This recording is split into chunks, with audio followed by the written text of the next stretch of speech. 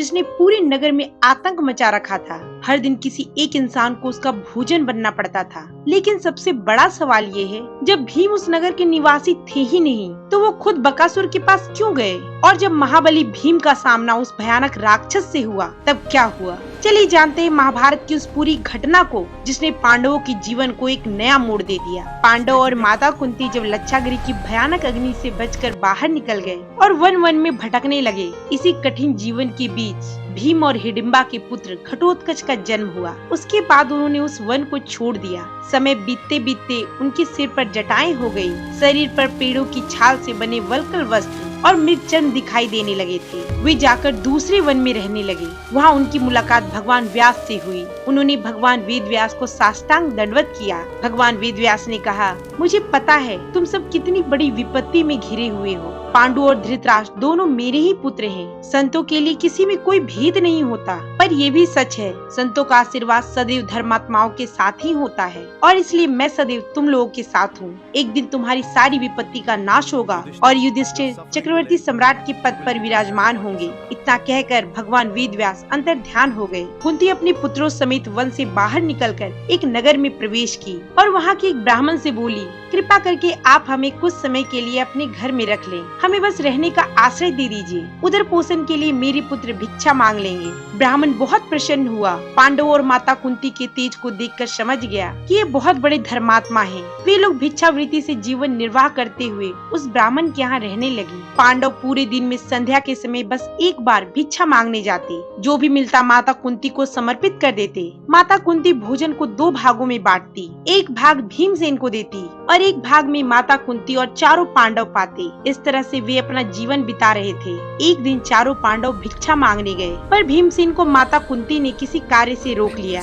अभी अभी ये चारों पांडव घर से निकले ही थे कि जिस ब्राह्मण के घर में ये लोग रह रहे थे, कुंती माता ने उनकी दुखद विलाप की आवाज सुनी। वे इतने दुखी स्वर में विलाप कर रहे थे कि माता कुंती से रहा नहीं गया। वे वहाँ जाकर सोचने लगी, पहले ये तो जानूं कि इनका कष्ट क्या है। वे एक खम्बे के पीछे छिप गयी और सारे दृश्य को देखने लगी। ब्राह्मण ने कहा, तुम सब चिंता मत करो, मैं मरूंगा, पर मुझे मेरी मृत्यु की चिंता नहीं। बस ये सोचकर मेरा मन घबरा रहा है कि मेरे बाद मेरा पूरा परिवार अनाथ हो जाएगा। उनके उधर का पोषण कैसे होगा? माता कुंती चिंतित होकर सोचने लगी, आखिर क्या बात हो सकती है, क्यों मरना होगा इसे? तभी पत्नी विलाप करते हुए कहती है, आप मत मरिए, मैं मर जाती हूँ। अगर आप मरेंगे तो पूरा परिवार अनाथ हो जाएगा। तभी पुत्री कहती है, नहीं माता, मेरा ब्याह करके आप किसी न किसी को तो दे ही दोगी ना, इसलिए मुझे ही मर जाने दो ताकि आप सबकी रक्षा हो सके। उधर से ब्राह्मण का एक 3 साल का पुत्र हाथ में डंडा लिए सामने आया और तूतली भाषा में कहता है, आप में से किसी को मरना नहीं होगा,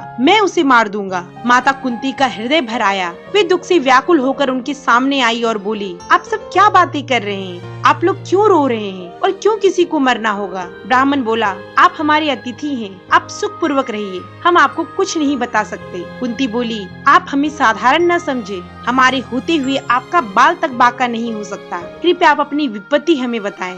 ब्राह्मण ने कहा, यहाँ से 2 कोस की दूरी पर यमुना नदी के किनारे एक पर्वत है, उसमें एक बहुत बड़ा गुफा है, उसमें बकासुर नाम का एक भयंकर राक्षस रहता है। वो नगर के नगर एक बार में खा जाता था, इसलिए ये नियम बनाया गया कि हर दिन नगर के एक घर से 20 बैलगाड़ी चावल की भात, 20 भैंसें, अनगिनत कड़ी रोटी, पुआ, पकौड़े और उस घर का एक व्यक्ति जो ये सब लेकर जाएगा उसका आहार बनेगा। और अगर ये नियम पूरा नहीं किया गया तो वो नगर के नगर को निगल जाएगा। आज हमारे घर की बारी है, अब कोई उपाय नहीं, मुझे मरना ही होगा। माता कुंती बोली, आप इतने दुखी क्यों हैं? आपने मुझे पहले ये सब क्यों नहीं बताया? आपके तो एक ही पुत्र हैं, मेरे 5 पुत्र हैं, मैं आपको अपना एक पुत्र देती हूँ। आप में से किसी को जाने की आवश्यकता नहीं, आपकी ओर से मेरा एक पुत्र जाएगा। ब्राह्मण ने कहा, कदापि नहीं, आप हमारे शरण में आए हैं और जो शरण में आए उसकी रक्षा करना ही धर्म है। हम अपने पूरे परिवार सहित वहाँ जाकर अपने आप को खवा देंगे, पर आप लोगों के प्राण संकट में नहीं डाल सकते।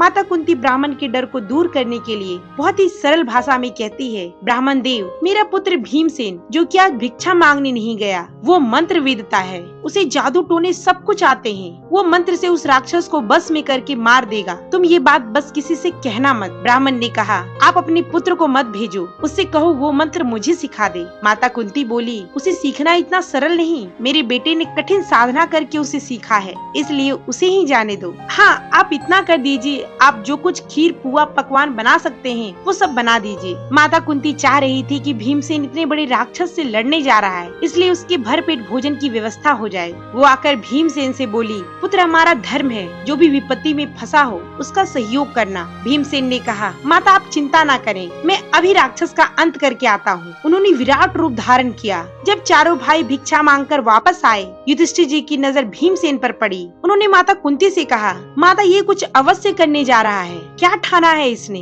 क्यों ऐसा विराट रूप धारण किया है? माता बोली, पुत्र सब कुछ मेरी आज्ञा से हो रहा है। उन्होंने सारी बात चारों पांडवों को बताई। युधिष्ठिर जी बोले, माता आप अपने पुत्र को इतने भयानक राक्षस के पास क्यों भेज रही हैं? क्यों अपने पुत्र के प्राण जोखिम में डाल रही हैं? माता ने कहा, पुत्र अगर कोई हमारी थोड़ी सी भी मदद करे तो बदले में हमें उसे बहुत बड़ा सहयोग देना चाहिए, ये धर्म कहता है। और मैं ये जानती हूँ कि भगवान इंद्र में भी ये सामर्थ्य नहीं कि वो भीम को परास्त कर सके, इसलिए मैं लोभ या अज्ञानता से नहीं बल्कि धर्म के विचार से भीम को भेज रही हूँ। युधिष्ठिर जी ने भी भीम को अपनी स्वीकृति दे दी। भीम खाने की सारी सामग्री लेकर राक्षस की गुफा के बाहर गए और जोर से दहाड़ लगाए और बैठकर खीर पकवान पूरी जो कुछ भी ब्राह्मण ने दिया था प्रेम से पाने लगे। राक्षस जैसे ही गुफा से बाहर निकला, उसे भीमसेन को देखकर बहुत गुस्सा आया। वो सोचने लगा, जो भोजन मेरे लिए लाया गया था वो ये व्यक्ति स्वयं बैठकर कर रहा है और एक भी भय से लेकर नहीं आया। गुस्से में दोनों हाथों से मुट्ठी बनाकर भीमसेन की पीठ पर प्रहार किया। भीमसेन टस से मस भी नहीं हुए, वो भोजन पाते रहे। वो बार बार भीमसेन पर प्रहार करता रहा। भीमसेन भोजन पाते रहे। उसने एक भारी भरकम वृक्ष उखाड़ा और भीमसेन के पीठ पर प्रहार किया। भीमसेन भोजन पाते रहे। जब भीमसेन का भोजन समाप्त हो गया, हाथ मुंह धोकर आचमन करके राक्षस की ओर पलटे। राक्षस भीमसेन को ऐसे देख रहा था मानो उन्हें जिंदा निगल जाएगा। भीमसेन ने कहा, मनुष्यों को खाने में तुम्हें बड़ा आनंद आता है ना, आज मैं तुम्हें बताता हूँ किसी को पीड़ा देने पर उसे कैसा लगता है। भीमसेन ने मुट्ठी बांधी और उसके मुख पर प्रहार किया। राक्षस के सारे दांत बाहर आ गए। राक्षस भीम को अपनी बाहों में जकड़ना चाहा, पर भीमसेन ने उसे उठाकर पटक दिया। उसकी छाती पर दोनों हाथ से प्रहार किए। राक्षस बेहोश हो गया। बेहोश राक्षस की खोपड़ी को भीम जमीन पर रगड़ने लगे। घुटने से उसे दबाकर उसके गर्दन को मरोड़ दिए। थोड़ी देर में उस राक्षस के प्राण निकल गए। प्राण निकलते ही पूरे नगर में फटे हुए नगाड़े की तरह स्वर सुनाई दिया। सारे नगर के लोग सोचने लगे, ये कैसी आवाज है? भीम उस राक्षस को नगर के मुख्य दरवाजे पर लाकर पटक दिए। सरोवर में हाथ मुंह धोकर ब्राह्मण के पास आकर बोले, अब आप लोग आराम से रहिए, अब किसी को भी उस राक्षस का शिकार बनना नहीं होगा, मैंने उसे परलोक भेज दिया है।